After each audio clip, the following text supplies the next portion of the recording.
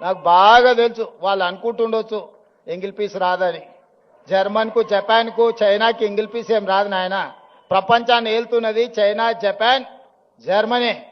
అక్కడ ఇంగ్లీషు రానే రాదు. కనీసం మనం ఏబిసిడీలన్నా రాయగలుగుతున్నాం. మరి ఇవాళ ప్రపంచాన్ని శాసిస్తారు ఇంగ్లీష్ మాట్లాడే అమెరికా. చైనా సప్లైస్ ఆపితే ఒక గంట కూడా బతకలేదు, ఒక 1 అవర్ కూడా అమెరికా జీవించలేదు.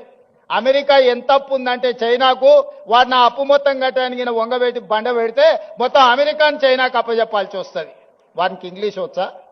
జపాన్కి ఇంగ్లీష్ వచ్చా? జర్మన్లో ఉండే ప్రజలకు ఇంగ్లీష్ వచ్చా? మా ఈడ ఉండే యువమిత్రులు కూడా ఇంగ్లీష్ రాదనేది ఏం పెట్టుకోకండి. అదేం పెద్ద విషయం కాదు. మనకు మానవత్వం ఉండాలి, మనకు మనసు ఉండాలి. ఇవాళ రాష్ట్రాన్ని నేను పరిపాలిస్తలేనానే మంచిగా 2 ఏళ్ల నుంచి మీరే చూసారు కదా.